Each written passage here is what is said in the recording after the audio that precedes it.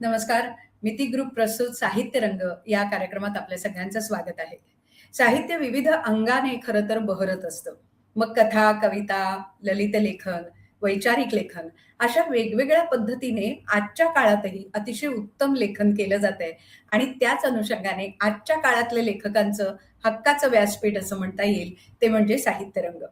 प्रत्येक भागात आपण काही लेखकांना, कवी मंडळींना भेटत असतो आणि त्यांची लेखनशैली अनुभवण्याचा आपण प्रयत्न करत असतो. आजही असेच दोन नामवंत मंडळी आपल्याकडे हजर आहेत.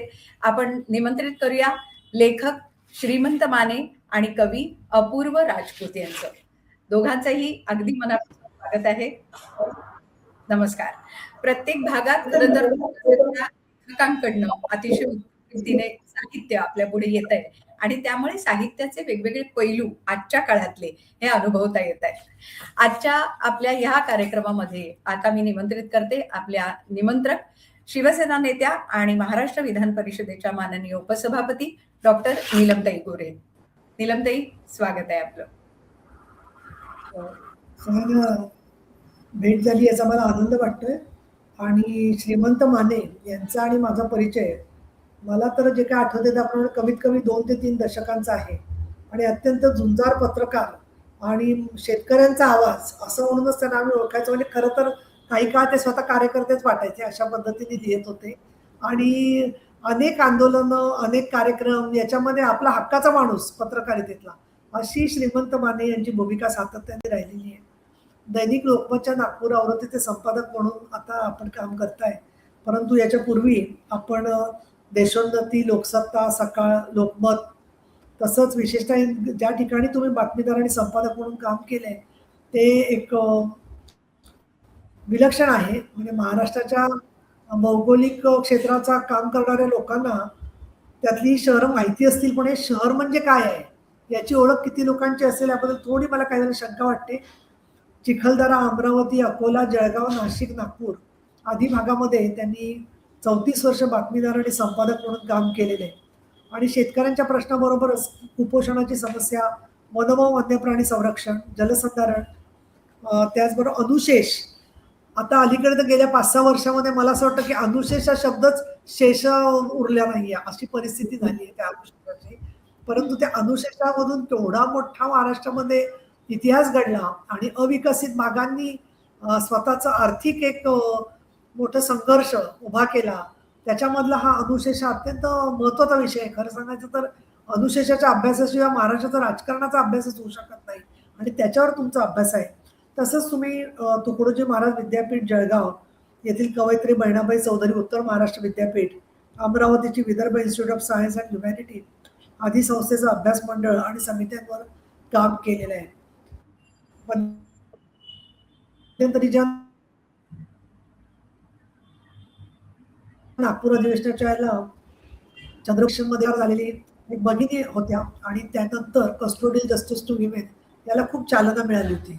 तर त्या भगिनीला मी भेटायला गेले होते. आता त्या तसं एका छोट्या गावामध्ये आयुष्य कंठतात, पण त्या सगळ्याचा विश्वकोश श्रीमंत माने यांच्याकडे तयार होता आणि त्यावेळेला त्याचं त्यांनी लिहिलं त्या भेटीच्या संदर्भामध्ये.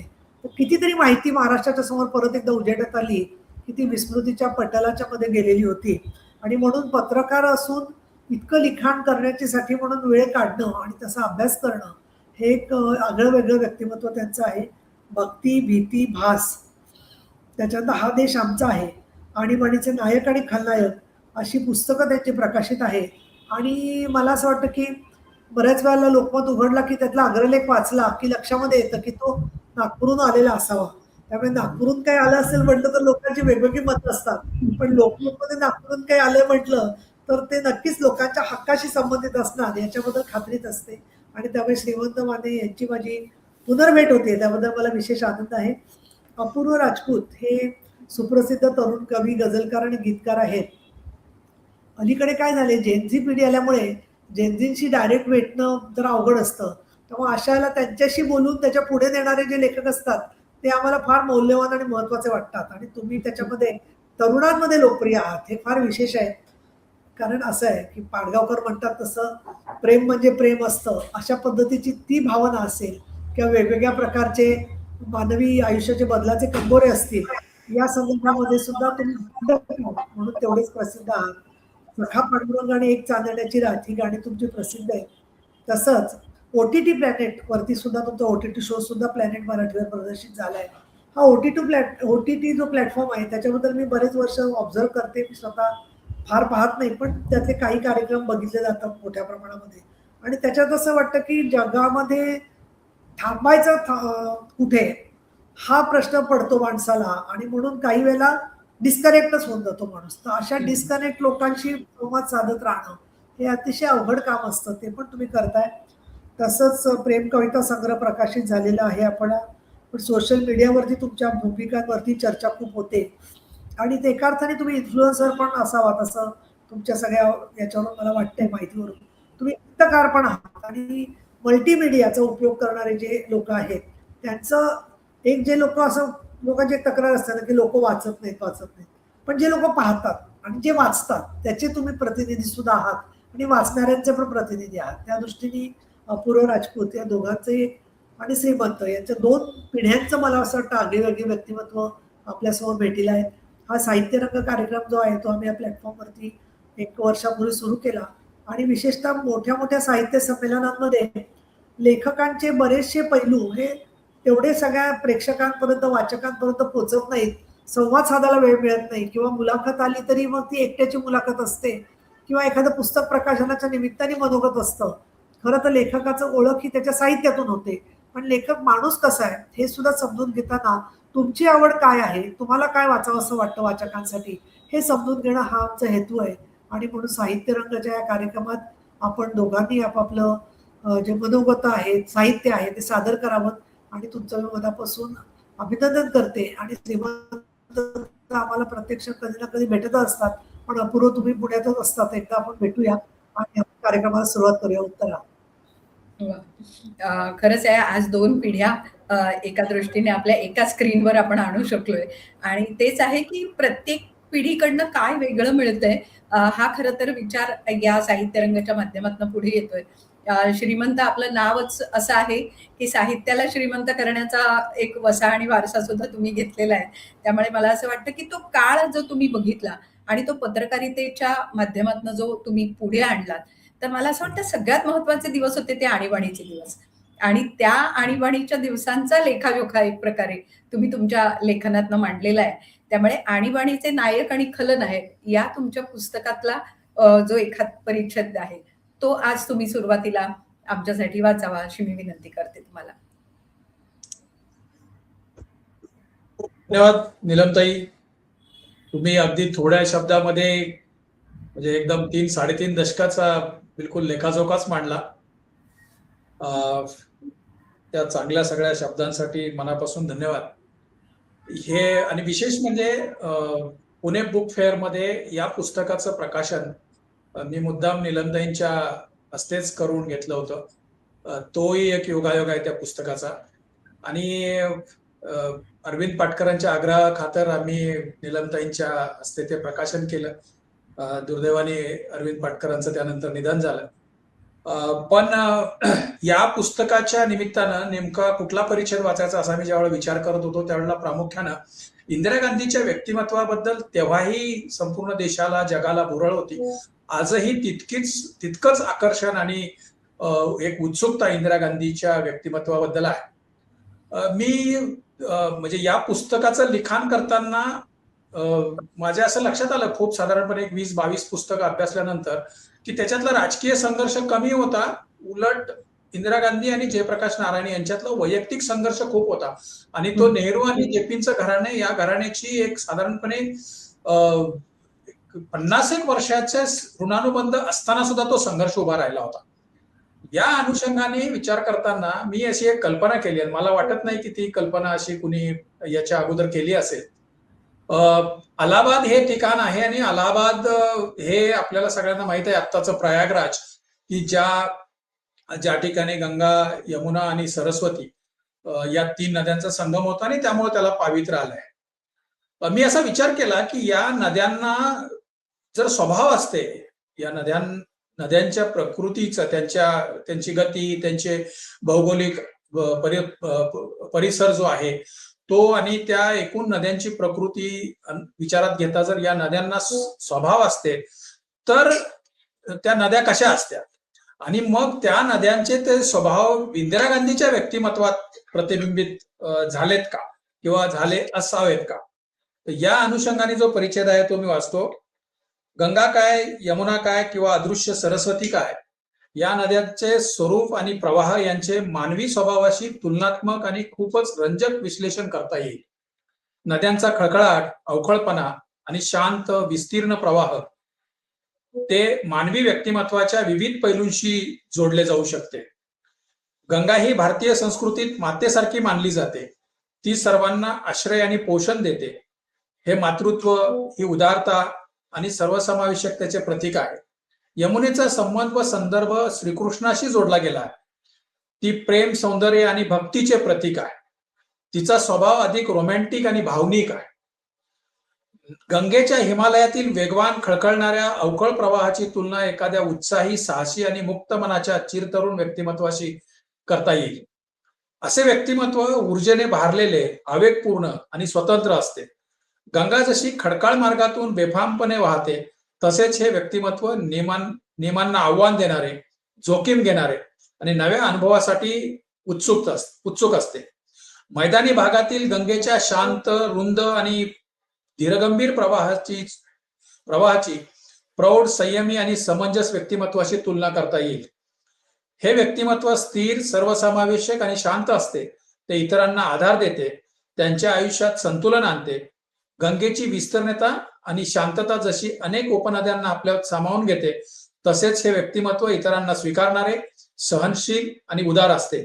गंगेचे पवित्र आणि भव्य स्वरूप याची एखाद्या गहन आध्यात्मिक, सर्वांना प्रिय आणि समाजात आदर व श्रद्धेचे स्थान असलेल्या व्यक्तीशी तुलना करता येईल. गंगेच्या तुलनेत कमी तीव्र, कमी भव्य अशा यमुनेच्या हिमालयातील प्रवाहाची तुलना उत्साहपूर्ण आणि चंचल व्यक्तिमत्वाशी करता येईल. हे व्यक्तिमत्व खेळकर, लहान गोष्टीमध्ये आनंद शोधणारे आणि भावनिक दृष्ट्या थोडे नाजूक असते. हे व्यक्तिमत्व शांत, गंभीर आणि हळवे असते. गंगेच्या सर्वसमावेशक स्वभावापेक्षा अधिक वैयक्तिक आणि भावनिक गहनतेने परिपूर्ण असते. यमुनेचे मथुरा आणि वृंदावन येथील सांस्कृतिक महत्व हे या व्यक्तिमत्वाच्या प्रेमळ, भक्तिमय आणि सौंदर्यप्रिय स्वभावाशी जोडले जाऊ शकते. यमुनेच्या मैदानी भागातील प्रदूषणामुळे प्रभावित झालेला प्रवाह हा एखाद्या संवेदनशील व्यक्तिमत्वाशी तुलना करता येईल, जे सामाजिक दबाव, टीका अशा बाह्य परिस्थितीमुळे सहज प्रभावित होते, अस्वस्थ होते आणि त्याची स्वच्छता किंवा मूळ स्वरूप गमावण्याची शक्यता असते. थोडक्यात त्रिवेणी संगम तसेच गंगा, यमुना, सरस्वती या नद्यांच्या भिन्न भिन्न प्रकृतीचे प्रतिबिंब इंदिरा प्रियदर्शिनीच्या व्यक्तिमत्वात उमटले का, हा मनोवैज्ञानिक संशोधनाचा वेगळा विषय ठरू शकेल. तथापि इंदिरा गांधी भारतीय राजकारण व समाजकारणात वादळासारख्या अवतरल्या, घोंगावल्या, त्यांनी काही कोपरे उद्ध्वस्त केले हे नक्की. मला असं वाटतं की या पुस्तकातला हा परिच्छेद हा एकूण इंदिरा गांधीच्या व्यक्तिमत्वाचं मूळ शोधण्यासाठी अधिक महत्वाचा ठरेल.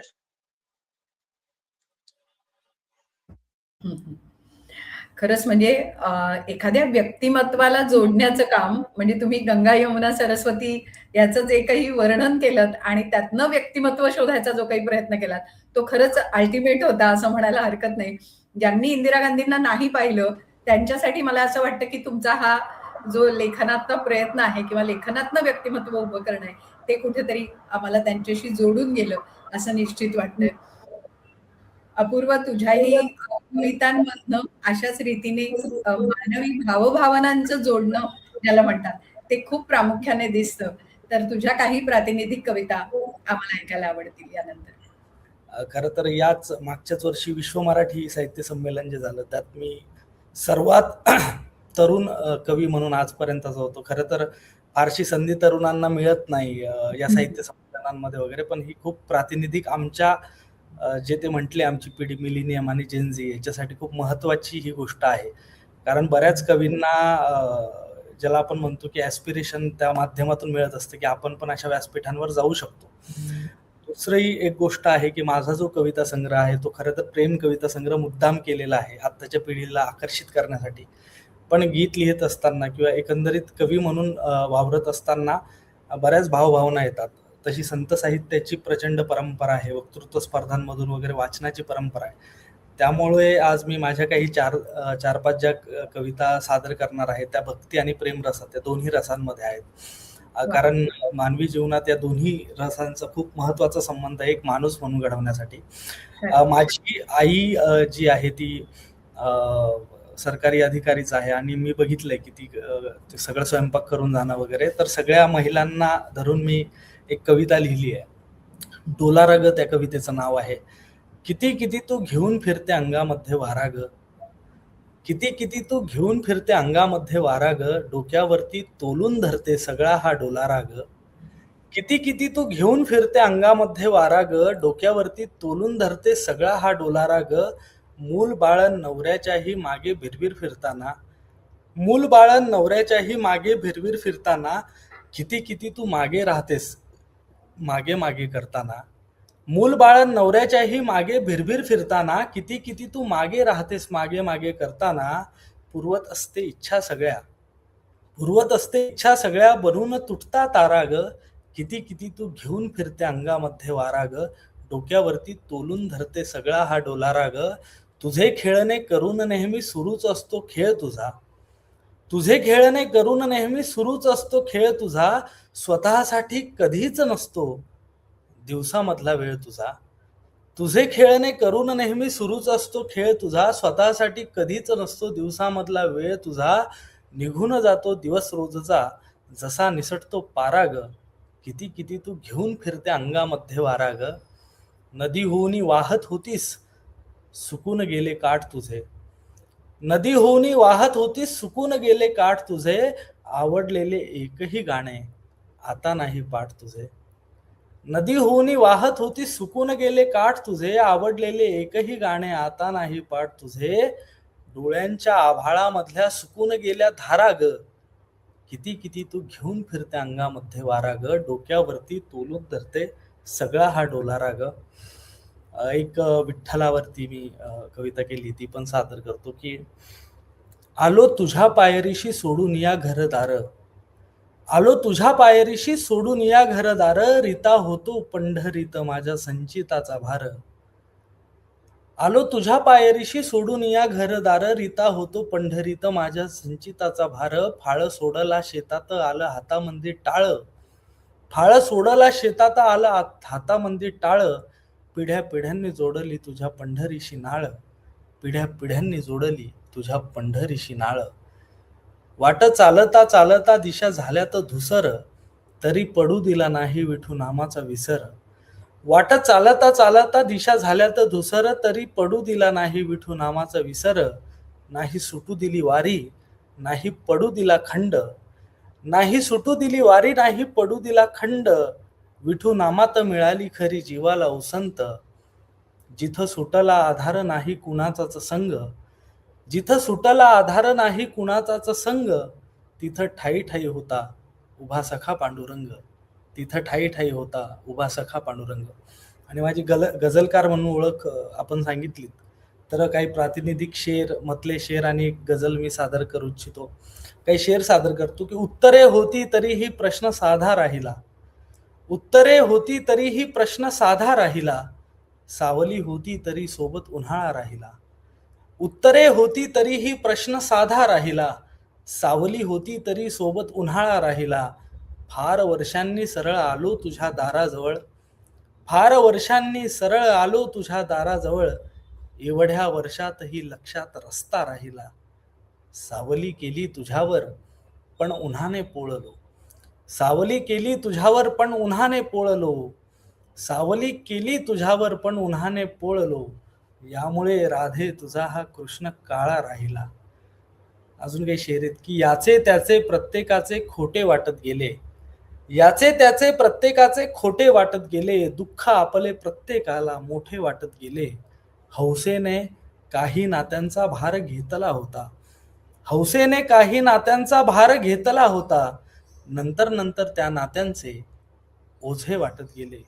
अजून एक मधला शेर घेतो की तुझ्यापासून गेलो दूर मग माझ्या जवळ आलो, तुझ्यापासून गेलो दूर मग माझ्या जवळ आलो, जसे की तुडवले मरुथल, मरुथल म्हणजे वाळवंट, तुझ्यापासून गेलो दूर मग माझ्या जवळ आलो, जसे की तुडवले मरुथल पुन्हा पाण्याजवळ आलो, सुखावर भाळलो होतो सुचत नव्हते नवे काही, सुखावर भाळलो होतो सुचत नव्हते नवे काही, मला कविता हवी होती परत दुःखाजवळ आलो, जुनेसे शल्य होते जे कुणा सांगू न शकलो मी, जुनेसे शल्य होते जे कुणा सांगू न शकलो मी, म्हणूनच एवढ्या रात्री तुझ्या कानाजवळ आलो. एक शेवटची रचना घेतो राधाकृष्णवरची आणि मग थांबतो की असा लागला राधेला रंग सावळा सावळा, असा लागला राधेला रंग सावळा सावळा, असा लागला राधेला रंग सावळा सावळा, उभ्या जन्माचा तिच्या झाला साजरा सोहळा, त्याच्या रंगात रंगुनी झाली गोऱ्याची सावळी, त्याच्या रंगात रंगुनी झाली गोऱ्याची सावळी, वाट पाहून पाहून आली डोळ्याला काजळी, याच एका विचारानं तिची भिजली ग दिठी, याच एका विचाराने तिची भिजली ग दिठी, युगे लोटली तरीही कान्हा राहिली रे मिठी, युगे लोटली तरीही कान्हा राहिली रे मिठी. धन्यवाद. वा. म्हणजे एकातनं दुसरं जेव्हा निघत जातं आणि भक्तिभाव आणि त्या भक्तिभावातनं तुला सुचणारी कविता आणि एक प्रकारे परंपरा, म्हणजे खरं तर या तिन्ही कवितांमधनं तू इतका एक प्रवाह आमच्या समोर मांडलायस की एका पिढीकडून दुसऱ्या पिढीकडे येणारं जे संचित आहे ना ते तुझ्या कवितांमधनं आम्हाला जाणवलं आणि खूप सुंदर. मला असं वाटलं की वंदे भारत मध्ये बसल्यासारखं वाटलं याच्या कविता ऐकून. खरंच आहे. एका मूड मधून दुसऱ्या मूड मध्ये फाटफाट जात होता तो. अगदी. आणि श्रीमंतचं तर ते शेवटी मी समोरोमोर बोलतोय त्याप्रमाणे खूपच खरंच आहे. एक उत्तर प्रवर्तक असं दोन्ही झालं दोघांची सादरीकरणाची आहे ती. खरंच आहे. आणि तो एक प्रवाह छान होता त्याच्यामुळे खूप छान. पण तू जो भक्तिभाव मांडलास तो श्रीमंत माने यांना खूप वेगळ्या पद्धतीने जाणवलाय. त्याच्यामुळे त्यांचं जे पुस्तकाचं वाचन आहे भक्ती भीती भास या पुस्तकातला परिच्छेद आहे. पण त्यांची भक्ती भीती भास हे खूप वेगळे आहेत, वेगळ्या पद्धतीने जाणवलेले आहेत. त्यामुळे ते त्यांच्याकडनं आपण अनुभवूया. श्रीमंत सर. भक्ती भीती भास हे 2020 मध्ये मनविकास प्रकाशनाने आणले माझं पहिलं पुस्तक होतं आणि हे फॅसिझम वरचं पुस्तक आहे आणि हे मराठीतलं फॅसिझम वरचं पहिलं पुस्तक आहे. फॅसिझम बद्दल लेख भरपूर लिहिले गेले, बोललं भरपूर गेलं, पण ह्या फॅसिझम नावाच्या व्यवस्थेची लक्षणं काय आहेत आणि त्याचं आपल्याकडे काय दिसतंय का या संदर्भातलं हे पुस्तक होतं. या पुस्तकातला मी असा परिच्छेद वाचतोय की जो ऐतिहासिक आहे तो 1936च्या फैजपूर अधिवेशनाच्या निमित्तानं मानवेंद्रनाथ रॉय, एम एन रॉय आणि महात्मा गांधी हे दोन महान नेते आठवडाभर सोबत म्हणजे एका परिसरात होते, परंतु त्यांचे सूर जुळले नाहीत. त्यांचा वैचारिक विरोध नेमका काय होता या संदर्भातलं हा परिच्छेद आहे. भक्ती भीती भास ही फॅसिझमची प्राथमिक लक्षणं आहेत. नेतृत्वाबद्दलची भक्ती, विशिष्ट समाजाला भीती दाखवणे आणि आपल्या आजच्या जगण्यातल्या सगळ्या प्रश्नांची उत्तरं भासमय पद्धतीनं समोर आणणे. म्हणजे तुम्ही आजचं काहीही विचारलं की पुढं आपल्याकडे चांगले दिवस येणारच आहेत किंवा अच्छे दिन आने वाले, अशा स्वरूपाची भविष्यातली दिशा म्हणजे भविष्यातली उत्तर देणं, अशा पद्धतीची ती लक्षणं आहेत आणि म्हणून त्या पुस्तकाला हे नाव दिलंय. हे नाव खरं तर माझं नाहीये. ही लक्षणं गणेश देवींनी सांगितलेली आहेत त्यांच्या एका लेखामध्ये. त्याचा अर्थात त्यांना श्रेय दिलंय त्या नावाचं. याच्यातला जो पॅरेग्राफ आहे तो असा आहे की 20व्या शतकाच्या पूर्वार्धातील वैचारिक बैठकीची दोन टोके म्हणता येतील असे महात्मा गांधी व मानवेंद्रनाथ रॉय हे दोन विचारवंत नेते फैजपूर अधिवेशनात एकत्र आले होते. नवमानवतावादाचे प्रणेते एम एन रॉय अनेक वर्षाचा कारावास भोगून अधिवेशनाच्या महिनाभरापूर्वीच म्हणजे 20 नोव्हेंबरला डेहराडून तुरुंगातून बाहेर पडले होते. त्याच दिवशी सायंकाळी त्यांनी काँग्रेस पक्षात प्रवेश केला. आपल्या प्रवेशामुळे काँग्रेस पक्ष लाल झाल्याच्या प्रतिक्रिया उमटतील असे सांगतानाच तशी प्रतिक्रिया देण्याची गरज नसल्याचे त्यांनी सांगितले. मुळात आपण काँग्रेस हा पक्ष मानत नसून स्वातंत्र्य मिळवण्यासाठी सज्ज असा एक सामूहिक मंच म्हणून सगळ्याच पक्षांनी या मंचावर यावे असे आवाहन त्यांनी केले. न्यायालयीन खटल्यामध्ये त्यांचे वकील होते खुद्द पंडित जवाहरलाल नेहरू. रॉय यांच्या सुटकेनंतर नेहरूंनीच पुढाकार घेऊन अलाहाबादेत त्यांची जंगी मिरवणूक काढली होती. नेहरूंच्याच विनंतीवरून रॉय काँग्रेस अधिवेशनात उपस्थित राहिले. गांधी व रॉय हे दोन टोकांचे पण तितकेच तोलामोलाचे जागतिक कीर्तीचे नेते फैजपूरला जवळपास आठवडाभर मुक्कामी होते. या दरम्यान त्यांची 1-1.5 तासाची बैठकी झाली. एम एन रॉय तुरुंगाबाहेर आल्यानंतर सर्वाधिक कोण अस्वस्थ झाले असेल तर ते काँग्रेस पक्षातील उजव्या विचारांचे नेते. अर्थात त्या गटाचा पक्षातील मोठा आधार महात्मा गांधी हेच होते. Ideology and politics in India या 1973 साली प्रकाशित ग्रंथात के सिन्हा सांगतात, अलाहाबादेत जवाहरलाल नेहरूंच्या घरी आठवडाभर मुक्काम केल्यानंतर जेव्हा एम एन रॉय मुंबईत आले तेव्हा त्यांना सरदार पटेल, बाबू राजेंद्र प्रसाद व भुलाबाई देसाई हे काँग्रेसमधील उजव्या विचारांचे नेते भेटले. आपण गांधींचे नेतृत्व मान्य केल्यास पक्षांतर्गत डाव्या विचाराचे नेते म्हणून योग्य तो सन्मान दिला जाईल. द इंडिपेंडंट इंडिया या प्रस्तावित साप्ताहिकाला हवी ती आर्थिक मदत केली जाईल आणि वेळ पाहून नेहरूंच्या जागेवर पक्षाचे अध्यक्षपदही दिले जाईल असा प्रस्ताव या मंडळींनी रॉय यांच्या पुढे ठेवला. ज्या मित्राने आपल्या सुटकेसाठी प्रयत्न केले, घरी ठेवून घेतले, सन्मान दिला, त्याची जागा घेण्याचा हा प्रस्ताव रॉय यांनी फेटाळला. उलट या प्रस्तावाची माहिती विशेष दूतामार्फत नेहरूंपर्यंत पोहोचवली. या नकाराचा परिणाम असा झाला की आयुष्याच्या अखेरपर्यंत त्यांनी जवळपास राजकीय विजनवासातच राहावे लागले. फैजपूर अधिवेशनात दोघांमध्ये झालेल्या चर्चेत गांधी व रॉय हे दोन्ही नेते आपापल्या भूमिकेवरती ठाम राहिले.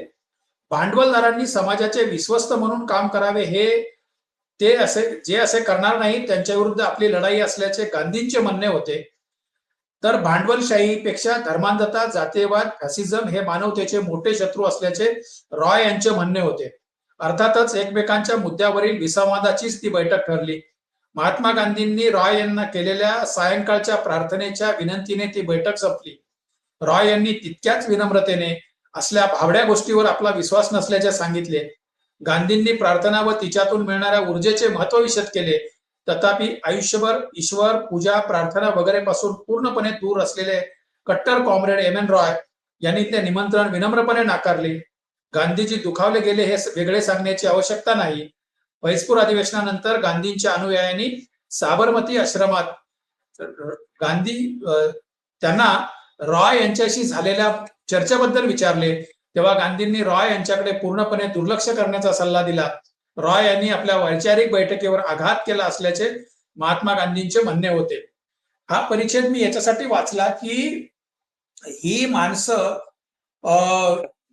म्हणजे जरी जागतिक पातळीवर, देशाच्या पातळीवर इतकी प्रतिभावंत, इतक्या मोठ्या उंचीची जरी असली तरी त्यांच्यामध्ये वैयक्तिक संघर्ष सुद्धा कसे होते आणि विशेषतः रॉय आणि गांधीजी यांच्यातले, तर हे या पुस्तकात मी प्रकर्षाने याच्यासाठी टाकलेला आहे की आपला जो राष्ट्रवाद आहे तो आज नेमकी 13 तारीख आहे आणि आज 1919 साली आजच्या दिवशी, वैशाखीच्या दिवशी जालियनवाला बाग हत्याकांडामध्ये जे अल्पसंख्याकांचं नरसंहार झाला त्याच्यानंतर आपला राष्ट्रवाद उभा राहिला. 19वे शतक हे सुधारणांचं शतक होतं. 20व्या शतकाचा जो पूर्वार्ध होता तो देशाच्या राष्ट्रवादाच्या मांडणीचा पूर्वार्ध होता आणि अशा वेळेला गांधी आणि रॉय हे दोन मोठे नेते यांच्यातले परस्पर संबंध कसे होते याचं वर्णन त्या फॅसिझमच्या सगळ्या पुस्तकामध्ये केलेलं आहे आणि म्हणून या दोन नेत्यांच्या विसंवादाचं थोडं त्याच्यावर प्रकाश टाकणारं अशा पद्धतीचा परिच्छेद मी मुद्दाम वाचून दाखवला. थँक्यू, धन्यवाद.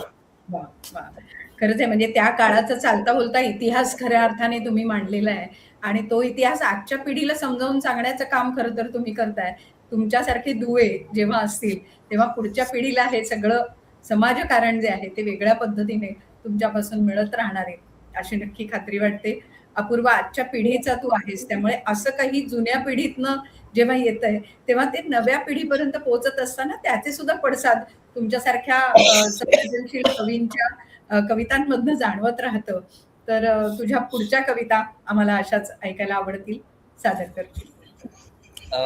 मी गझल काही कविता ऐकवतो, त्याच्या आधी काही शेर ऐकवतो की मला पाहुनी अजून सुद्धा तोच शहारा असतो का, मला पाहुनी अजून सुद्धा तोच शहारा असतो का, मला पाहुनी अजून सुद्धा तोच शहारा असतो का, डोळ्यांमध्ये आठवणींचा जुना पसारा असतो का, मला पाहुनी अजून सुद्धा तोच शहारा असतो का, डोळ्यांमध्ये आठवणींचा जुना पसारा असतो का, पोटामधल्या आगीमध्ये ज्यांच्या इच्छा जळलेल्या, पोटामधल्या आगीमध्ये ज्यांच्या इच्छा जळलेल्या अशा बिचाऱ्यांसाठी सुद्धा तुटता तारा असतो का.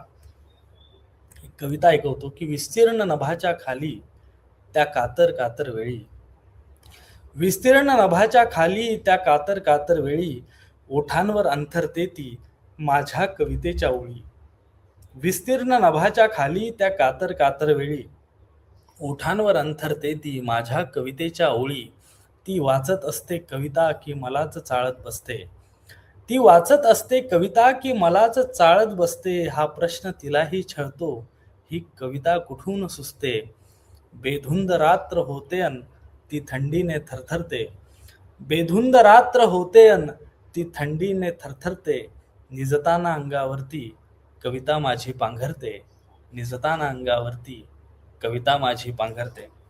अजून काही घेतो की काही शेर आहेत गझलेचेच की शोधतो आहे कधीचा मी मला नाही मिळत, शोधतो आहे कधीचा मी मला नाही मिळत, धुसर या जगण्यास माझ्या कवडसा नाही मिळत, शोधतो आहे कधीचा मी मला नाही मिळत, धुसर या जगण्यास माझ्या कवडसा नाही मिळत, आणि हरवली आहे निरागसता तुझ्या जगण्यातली, हरवली आहे निरागसता तुझ्या जगण्यातली, एकही फोटो तुझा का चांगला नाही मिळत, लक्षपूर्वक ऐकतो मी सांगणे मित्रा तुझे, लक्षपूर्वक ऐकतो मी सांगणे मित्रा तुझे, एवढा परखड कुणाला आरसा नाही मिळत, अजूनही नाही बदलली ही युगांची प्राक्तने, अजूनही नाही बदलली ही युगांची प्राक्तने, आजही कृष्णास येथे राधिका नाही मिळत, आजही कृष्णास येथे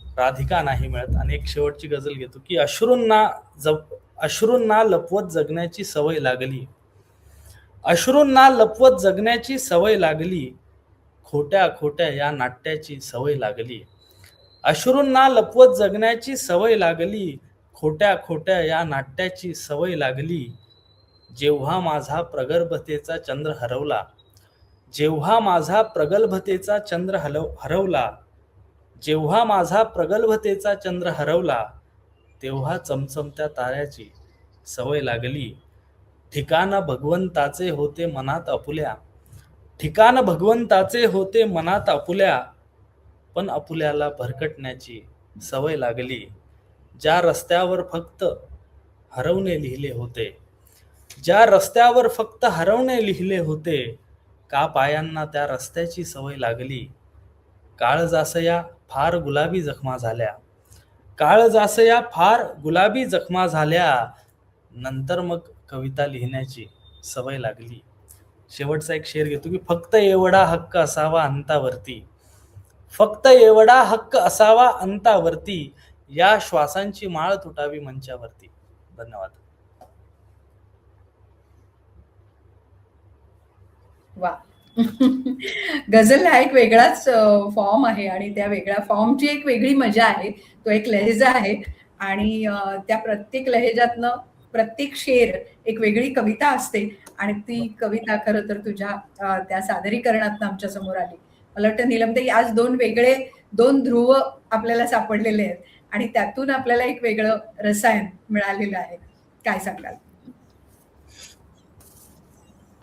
जुना एक हिंदी चित्रपट होता, एका बंडखोरावरती होता तो, मला आता नाव लक्षात नाहीये, पण कारवा गुजर गया बहार देखते रहे. ते खूप पिढ्यांनी जे राजकीय काम केलं, सामाजिक काम केलं, तर आम्ही ज्या वेळेला युवक चळवळीत काम करत होतो तर त्यावेळेला आमचे जे अभ्यास वर्ग घ्यायला यायचे जुने समाजवादी साथी किंवा कम्युनिस्ट, तर अपूर्व आम्ही तेव्हा म्हणजे साधारण 70-80 साल असेल, म्हणजे 50 वर्ष झाली त्याला. बहुतेक वक्ते सुरुवात जी व्हायची ना त्यांची 1920 सालापासून व्हायची व्याख्यानाला, आणि आम्ही मनातल्या मनात ओरडायचो, अरे बापरे, आता 19-20 वरून कधी 30ला येणार, कधी 40ला येणार, कधी 50ला येणार, कधी 60ला येणार आणि कधी 70ला येणार. त्यामुळे आता आम्ही बोलत असताना शेवटी नाईलाजाने, म्हणजे आपल्याला आवडतं सगळे समजून घेणं, कारण असं आहे की इतिहासातला तो फार अमूल्य असा ठेवा आहे. श्रीमंत बरोबर.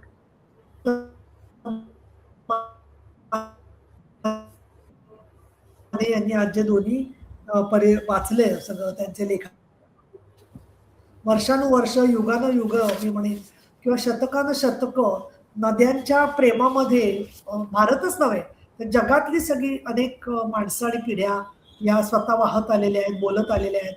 माझ्या माहितीप्रमाणे आपल्याकडे जसं गंगा, यमुना, सरस्वती वेगवेगळ्या नद्यांचं आपण बोलतो, तसं नदी आपल्याशी बोलते असं आपल्याला वाटतं. इतकं त्या नदीचं आणि जीवनाचं जवळचं नातं आहे. आणि अशा वेळेला श्रीमंत माने हे तसे एक बुद्धिवादी व्यक्तिमत्व, परंतु निसर्गामधले अर्थ शोधता शोधता कुठेतरी त्याचं इतिहासाबरोबर नातं तयार होतंच, पण त्याचबरोबर त्या नद्यांच्या स्वरूपाचा माणसाच्या जडणघडणीशी काही संबंध असू शकतो, या सुद्धा गूढ प्रांतामध्ये ते जाऊन पोहोचण्याचा प्रयत्न करतात. आणि एखाद्या आध्यात्मिक सर्वांना प्रिय आणि समाजात आदर श्रद्धेचे स्थान असलेल्या व्यक्तीशी तुलना करता येईल गंगेचं, असं त्यांनी म्हटलेलं आहे. इथे मला असं वाटतं की इंदिराजींचा सुद्धा उल्लेख करत असताना आणि विचार करत असताना शेवटी माणूस कसा घडतो, तर ते त्यावेळेला धार्मिक संस्कार जसे असतात तसे त्याचबरोबर कुटुंबामधल्या गोष्टी असतात. राजकारणामध्ये गेल्यावर तर त्यांनी जे काही पुढचं कार्य केलेलं आहे सगळं, त्याच्यावरती परत श्रीमंत माने यांनी आणीबाणीच्या निमित्ताने लिहिलेलंच आहे. आणि त्यामुळे मला असं वाटतं की या नद्यांच्या संदर्भात लिहित असताना मला एक थोडंसं जाणवलं की मंदाकिनीचा उल्लेख नाहीये, मंदाकिनी नदीचा.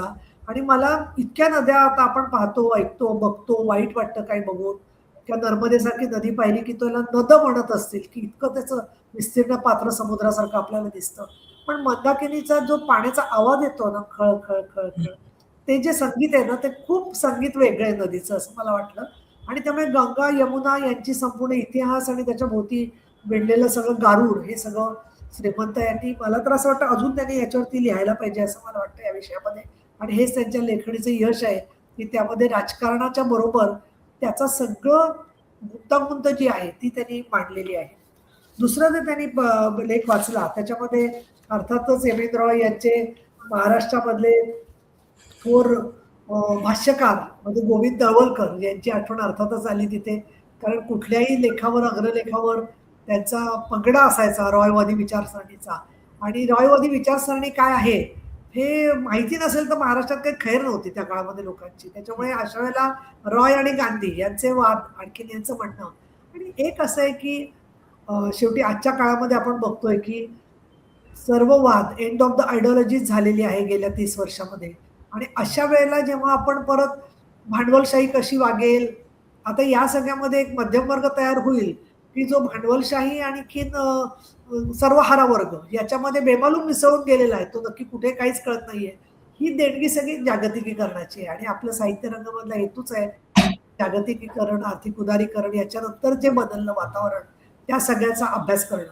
आणि जुने दशकांमध्ये, जुन्या काळामध्ये जे जे बदल झाले आणि त्याच्यामुळे कुठला राजकीय पक्ष कुठल्या वळणावर आहे हे आपल्याला कशामुळे लक्षात येतं, तर त्याचा पण एक चांगला उलगडा या सगळ्यामध्ये केलेला आहे.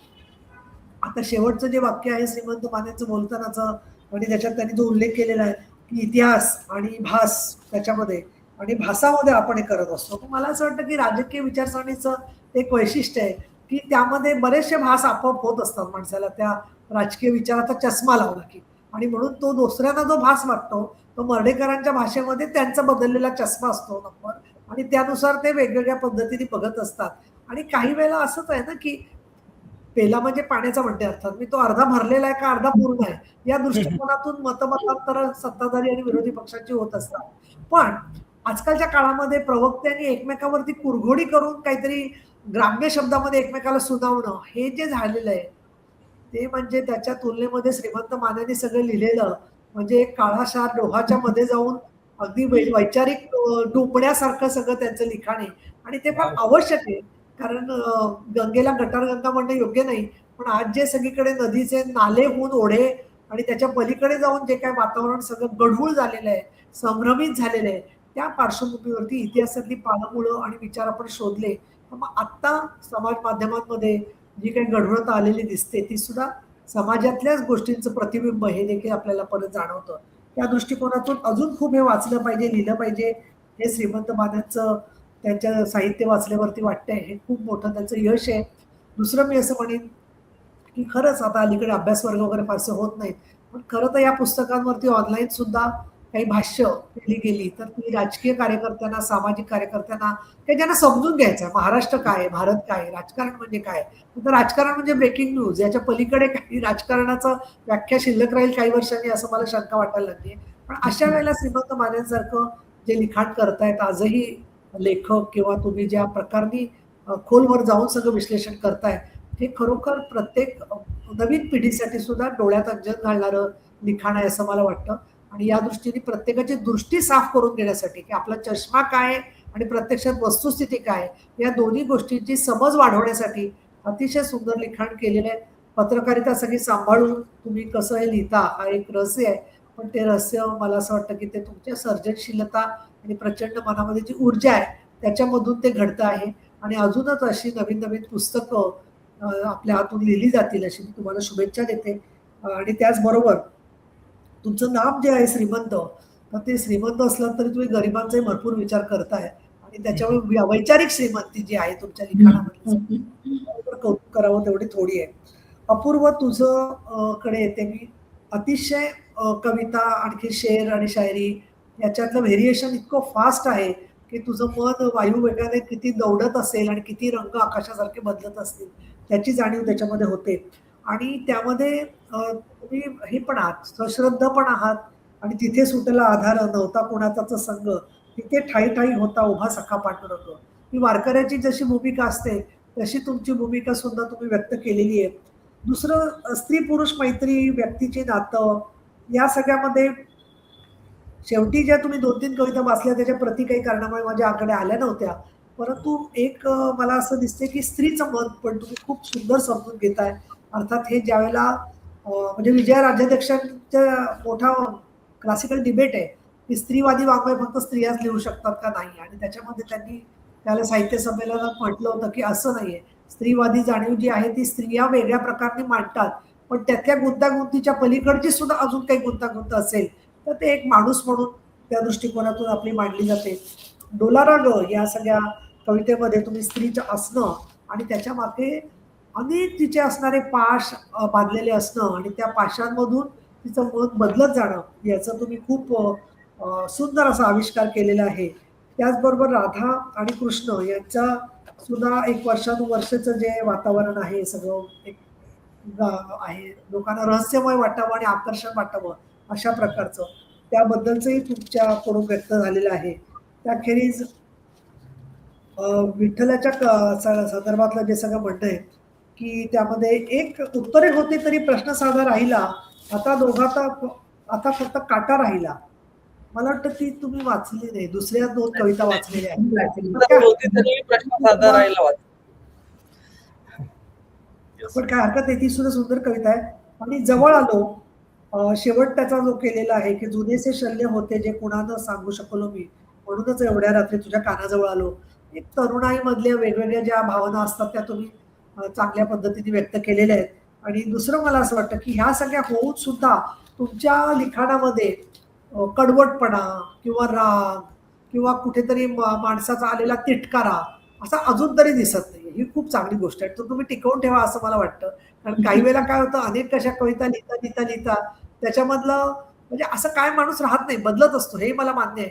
पण तरी पण त्यामधली मानवी पण जातं आणि काही वेळेला कुठेतरी फक्त अहंकार किंवा स्वतःचं दुखावलं जाणं तेवढीच ती जखम दिसते. दुसऱ्या माणसाला पण तेवढीच जखम झाली असेल याची जाणीव संपून केलेली असते आणि मग सुडाचं प्रतिशोध सुरू होतो जसं आपण काही वेळेला बघतो आजकाल एकतर्फी प्रेमामधून घडलेल्या घटना पाहिल्या. तर प्रेम जे आहे ते प्रेम हे हिंसामुक्त असावं असं माझं मत. दृष्टिकोनातून तुम्ही एक सर्वार्थाने परिपक्व अशी भावना कवितांच्या मधून जी मांडलेली आहे ती ताजी पण आहे, पिढ्याने पुढ्या रुजू शकेल अशा प्रकारची आहे. आणि ती गीतांमधून जर का आली अजून, तर दुसरं मला असं वाटतं नेहमी की डिमिस्टिफाय केलं पाहिजे प्रेमभावनेला. कारण 6वी-7वीतली मुलं जर का लिहायला लागली तर फटका बसतोय कधी की ही वय काय कविता लिहायचं आहे का. आणि दुसरीकडे आपल्याला बघतो ती सध्या काय करते याच्यामध्ये या संदर्भामधल्या लोकांची जाणीव वेगवेगळी होत चालली आहे. परंतु हा प्रेमाचा आविष्कार जो आहे तो होत असताना स्वतःला सावरता येणं प्रत्येक टप्प्यावरती आणि कुठेतरी दुसऱ्याला गृहीत न धरता एकमेकाची स्पेस असणं, या सगळ्या गोष्टींची जाणीव तुमच्या सगळ्या कवितांमधून झालेली आहे. आणि तुमची गीतं सुद्धा मला नक्कीच ऐकायला आवडतील. आणि बदलली नाही प्राक्तने ही सुद्धा हे जे आहे सवय लागली आणि भरकटण्याची सवय लागली, तसं काळजाला या जखमा झालेल्या आहेत. तर या सगळ्याबद्दल कविता जी आहे ते तरुण आहे, त्याचबरोबर आशावादी आहे आणि सकारात्मक पण आहे. ह्याच्याबद्दल किती तुमचं कौतुक करावं तेवढं थोडंच आहे.